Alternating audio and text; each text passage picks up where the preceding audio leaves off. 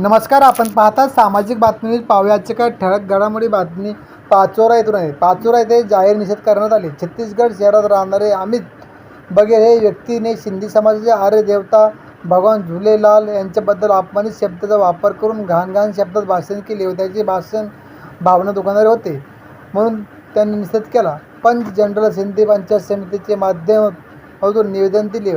त्यांच्यावर गुन्हा दाखल करून अटक करण्यात यावे. तुम्हें हिंदुस्तान में रहने का अधिकार नहीं है.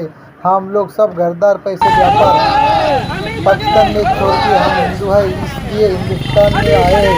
आज हम 75 साल हो गए इस वतन के, हम हकदार बन गए. फिर भी ऐसे लोग समाज के ऊपर गुना दाखल कर जेल में डाल देना चाहिए.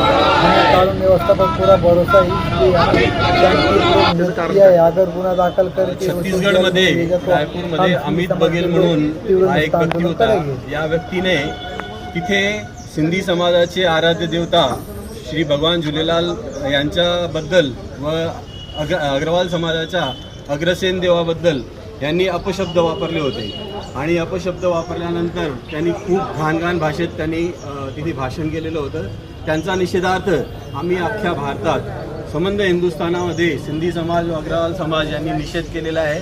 त्या निषेधापोटी आज आम्ही पोलीस निरीक्षक साहेबांनी यांना एक निवेदन देण्यात आलं की त्यांना कठोर शिक्षा व्हावी व त्यांच्यावर केस करावं व असं पुढे कोणत्याही समाजाबद्दल त्यांनी असे अपशब्द वापरू नये यासाठी आज पाचोरा पूज्य जनरल पंचायतचे सर्व सिंधी बांधव इथे निवेदन देण्यात आलेले आहे.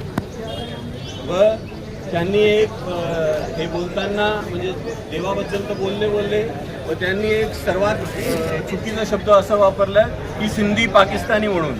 आम्ही सिंधी लोक हिंदुस्थानासाठी म्हणजे हिंदू आहे म्हणून आम्ही सिंध प्रांत आमचे जमिनी आमचे घरं आमचे सर्व दार सोडून व्यवसाय सोडून आम्ही हिंदुस्थान हिंदू म्हणून आहेत म्हणून हिंदुस्थानात आलो. आणि हे लोक आम्हाला आज 75 वर्षानंतर बी, आणि तेव्हा पाकिस्तान जन्मलेला नव्हता, तेव्हा अखंड हिंदुस्थान होता, अखंड भारत होता आणि 75 वर्षानंतर बी हे आमच्यावर आरोप करताय.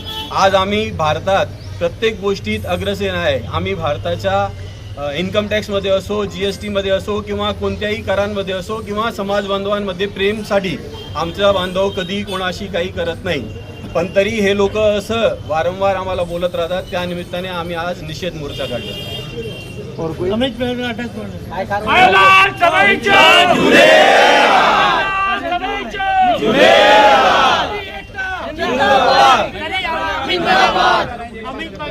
व्हायला पाहिजे.